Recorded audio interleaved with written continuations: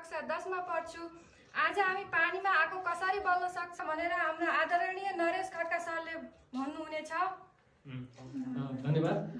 प्रयोगात्मक चाहिँ हाम्रो साइन्स ल्याबमा चाहिँ पानीमा पनि आगो बाल्न कसरी सकिन्छ त भन्ने कुरा प्रयोगात्मक रूपमा चाहिँ पानीमा कसरी आगो बाल्न सकिन्छ भन्ने विषयमा चाहिँ हामीले आज प्रयोगात्मक कक्षामा चाहिँ प्रयोगात्मक कार्य गर्दैछौँ। प्रयोगात्मक कार्य यहाँ चाहिँ पानीमा आगो बल्ने विषयवस्तुलाई हामी अन्तिमसम्म चाहिँ हेर्नु होला कसरी बल्दो रहेछ भनेर यहाँलाई पहिला देखाउनेछौँ।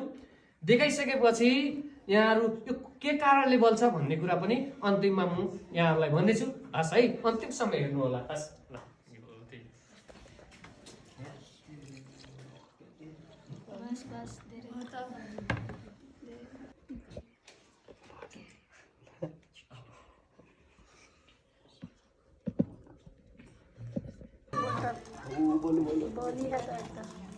हामीले पानीमा आगो त बाल्यौँ, तर अब धेरै बेरसम्म आगो कसरी बाल्न सकिन्छ सरले भनिदिनुहुन्छ।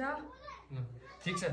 ल आज हामी यो नमुना यो ल्याबमा प्रयोगात्मक कक्षमा चाहिँ कसरी आगो बाल्न सकिन्छ भन्ने कुरा मात्रै हामीले चाहिँ योमा सामान्यतया पानीमा यो पानीभित्र चाहिँ आगो बाल्ने चाहिँ कोसिस गर्यो होइन।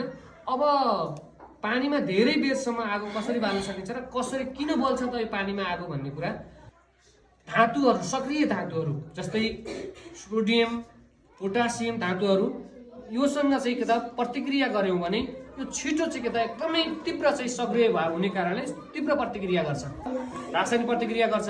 रासायनिक प्रतिक्रिया तीव्र गर्छ, त्यस कारणले चाहिँ के हुन्छ भने त्यहाँबाट चाहिँ यो ठाउँबाट अथवा यो चाहिँ रासायनिक प्रतिक्रियाबाट चाहिँ के हुन्छ भने हाइड्रोजन ग्यास चाहिँ के हुन्छ इभल्भ हुन्छ अथवा निष्कासन गर्छ, उत्पादन गर्छ। त्यो हाइड्रोजन ग्यासले गर्दा के हुन्छ भने त्यो पानीमा आगो बल्छ। त्यो हाइड्रोजन ग्यास जलेर चाहिँ आगो बलेर चाहिँ आगो हाइड्रोजन ग्यास चाहिँ जलेर आगो बलेको हो। खास भन्ने हो भने हाइड्रोजन ग्यास जब उत्पादन हुन्छ त्यो जलेर चाहिँ आगो बलेको हो। खास रासायनिक प्रतिक्रिया गरेर हाइड्रोजन ग्यास निकाल्नको लागि सहयोग गरेको हो। बुझ्नुभयो सबैले? सबैले बुझ्नु भएन? के हुँदो रहेछ अरे यसमा? कस्तो धातु? सक्रिय धातुसँग के गरेर के निकाल्छ? हाइड्रोजन ग्यास निकालेर। हाइड्रोजन ग्यास आखिर कस्तो चाहिँ ग्यास हो? ज्वलनशील ग्यास हो। के अरे? त्यस कारणले यो के हुन्छ? जल्छ। सबैले बुझ्नुभयो? कसरी बोल्दो रहेछ? यसमा के कसरी बोल्दो रहेछ थाहा भन्नु?